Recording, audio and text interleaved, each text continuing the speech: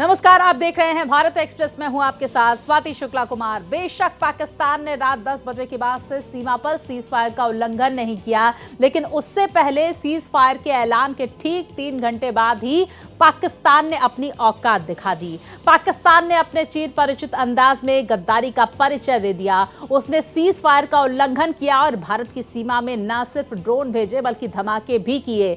गीदड़ भभकी देने वाला पाकिस्तान अचानक घुटनों पर आ गया। अमेरिका से मदद की गुहार लगाने लगा तो भारत से शांति वार्ता की पेशकश करने लगा। भारत ने अपने संयम का परिचय दिया और पाकिस्तान की बात को स्वीकार कर लिया। हालांकि भारत ने यह शांति समझौता अपनी शर्तों पर किया है और पाकिस्तान को चेतावनी भी दे दी है कि अगर पाकिस्तान में फिर से हिमाकत की गई तो उसकी खैर नहीं। इस बार उसे और भी तगड़ा जवाब दिया जाएगा। The Director General of Military Operations of Pakistan called the Director General of Military Operations of India at 15:35 hours earlier this afternoon. It was agreed between them that both sides would stop all firing and military action on land and in the air and sea with effect from 1700 hours Indian Standard Time today. Instructions have been given on both sides to give effect to this understanding. The Directors General of Military Operations will talk again on the 12th of May at 1200 hours. Thank you. तो वहीं operation सिंदूर के तहत कब क्या हुआ, चलिए graphics के जरिए अहम जानकारियां आप तक पहुंचा देते हैं। जहां पर 22 अप्रैल का दिन जब पहलगांव में आतंकी हमले का बदला एयर स्ट्राइक कर लिया गया। अब देखिए, हमले में पहलगांव आतंकी हमले में 26 आम नागरिक मारे गए थे। 7 मई का वो दिन था जब भारत ने ऑपरेशन सिंदूर शुरू किया और पाक के 9 आतंकी ठिकाने तबाह किए गए। पाकिस्तान समर्थित कई आतंकी ढेर हुए और 8 मई का भी हम जिक्र जरूर कर लेते हैं जब भारत के जवाब से बौखलाया पाकिस्तान और भारत पर ड्रोन और मिसाइल से उसने हमले शुरू किए। कई राज्यों पर एक साथ हमले की कोशिश की तो 8 मई को हमले की कोशिश की गई थी। अब देखिए, भारतीय सेना ने पाक को मुंहतोड़ जवाब दिया। सेना ने पाकिस्तान के ड्रोन और मिसाइल मार गिराए। पाकिस्तान के एयर डिफेंस सिस्टम भी तबाह कर दिए गए और यही वजह है कि डर के साए में पाकिस्तान दिन रात रहने लगा। अब देखिए, 9 मई का भी हम जिक्र कर लेते हैं जब पाकिस्तान ने 400 ड्रोन से हमला किया, एलओसी पर लगातार गोलीबारी की और भारत के 36 ठिकानों पर अटैक किया गया। इस तरह की जानकारियां 9 मई को सामने निकल कर आई। तो देखिए, 36 ठिकानों पर भारत के अटैक किया गया था पाकिस्तान की तरफ से। तो दूसरी तरफ भारतीय सेना ने पाकिस्तान के हमलों को नाकाम किया। पाक के फाइटर जेट्स पर हमला किया गया और उसे मार गिराया गया। अब 10 मई की भी टाइमलाइन देख लेते हैं जब पाकिस्तान ने फिर से हमले किए। हरियाणा, पंजाब और राजस्थान के इलाकों पर हमला किया गया। साथ ही साथ आपको बता दें, उधमपुर, अवंतीपुरा एयरबेस पर हमले की कोशिश पाकिस्तान की तरफ से की गई, जिसे भारतीय सेना ने नाकाम किया। दूसरी तरफ श्रीनगर एयरबेस को भी निशाना बनाया गया था। साथ ही भारतीय सेना ने पाकिस्तान के हर हमले का करारा जवाब दिया, उसे नाकाम किया। अब भारत ने पाकिस्तान के 5 एयरबेस तबाह कर दिए हैं। पाकिस्तान के 3 रडार सिस्टम भी तबाह हो चुके हैं। भारत की जवाबी कार्रवाई से पाकिस्तान घबराया। अमेरिका से उसने मदद की गुहार लगाई और उसके बाद ये जानकारियां भी सामने निकल कर आई कि पाक के डीजीएमओ ने भारत के डीजीएमओ को फोन किया। वहीं दोनों देशों के बीच आखिरकार सीज फायर पर सहमति बन गई और सीज फायर को लेकर यह भी आपको बता दें कि पाक फिलहाल बाज नहीं आ रहा है। पाकिस्तान की आवाम 2 धड़ों में बढ़ती हुई नजर आ रही है। अब पाक का एक खेमा सरकार के साथ है। सीज फायर आखिर क्यों तोड़ा गया पाकिस्तान की तरफ से, ये भी आपको बता देते हैं। पाक का दूसरा खेमा सेना के साथ है, यानी कि एक खेमा यहाँ पर सरकार के साथ, दूसरा सेना के साथ। सेना नहीं मान रही है बात सरकार की। इस तरह की जानकारियां भी सामने निकल कर आ रही हैं और यही वजह कि सीज फायर का उल्लंघन भी हुआ। अब पाकिस्तान की जनता में सेना के प्रति असंतोष भी जो है वो देखने को मिल रहा है और जनता पाक सेना की आलोचना कर रही है। सेना और अपनी छवि मजबूत करना चाहती है। मुनीर जो है वहाँ के वो मजबूत करना चाहते हैं और आसिम मुनीर की तरफ से लगातार इस तरह की जानकारियां भी साझा की गई। अब देखिए, जनता के असंतोष को कम करने के लिए भारत पर हमले किए गए जनरल मुनीर पर इमरान समर्थकों का दबाव जो है वो फिलहाल बढ़ता जा रहा है। हमने वो तस्वीरें भी देखी थी जब वहां पर बाइक्स में बैठ के समर्थक जो है वो प्रदर्शन करते हुए नजर आ रहे थे देर रात। अब देखिए सीज फायर का उल्लंघन क्यों किया गया पाकिस्तान की तरफ से, ये अहम जानकारियां हम लगातार आप तक पहुंचा रहे हैं। अब कब सीज फायर तोड़ा गया, देखिए 1999 में, जब फरवरी 1999 में पीएम अटल बिहारी वाजपेयी ने दिल्ली लाहौर बस सेवा शुरू की थी। बस सेवा शुरू करने पर पीएम अटल बिहारी वाजपेयी ने पाकिस्तान का दौरा किया और पाकिस्तानी पीएम नवाज शरीफ के साथ उस दौरान साझा घोषणा पत्र पर हस्ताक्षर भी हुए। सिर्फ 2 महीने बाद ही पाकिस्तान ने करगिल में घुसपैठ की और युद्ध शुरू हो गया। करगिल में भारतीय सेना ने ऑपरेशन विजय चलाया और पाकिस्तान को धूल चटा दी। अब 2001 का वक्त देखिए, जुलाई 2001 में पाक राष्ट्रपति जनरल परवेज मुशर्रफ भारत आए और आगरा में दोनों देशों के बीच शांति वार्ता हुई। 6 महीने बाद ही भारत की संसद पर पाक समर्थित आतंकियों ने हमला कर दिया। 2003 का भी हम जिक्र कर लेते हैं, आपको टीवी स्क्रीन पर दिखा भी रहे हैं। नवंबर 2003 को अटल सरकार में सीज फायर लागू हुआ। पाकिस्तान लगातार गोलीबारी करता रहा। 2008 में पाकिस्तान प्रायोजित आतंकियों ने मुंबई में हमला किया। तो पाकिस्तान अपनी हरकतों से फिलहाल बाज आता हुआ अब तक के इतिहास में नजर नहीं आया था। क्या अब पाकिस्तान अपनी ये जो नीति है, अपना ये जो उल्लंघन का मामला है, इस पर काम करता है या फिर नहीं, ये भी देखना महत्वपूर्ण होगा। क्या सेना और सरकार सामंजस्य पाकिस्तान में बिठा पाते हैं? अब देखिए पाक बाज नहीं आ रहा है।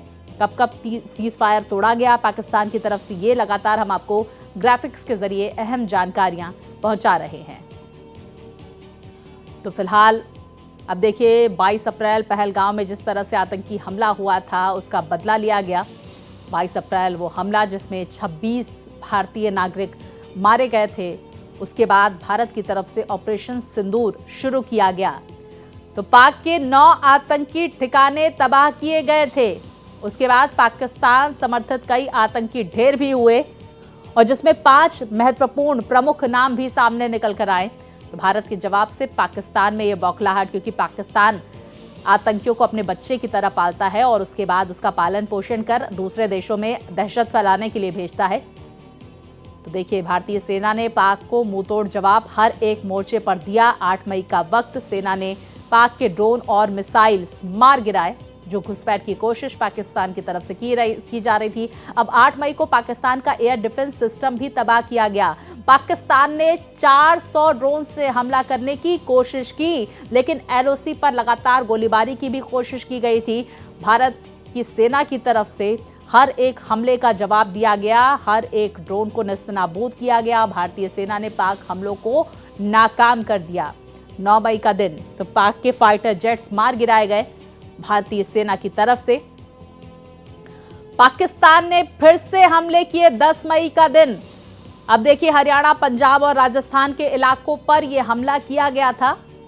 तो उधमपुर अवंतीपुरा एयरबेस पर हमले की कोशिश पाकिस्तान की तरफ से की गई थी।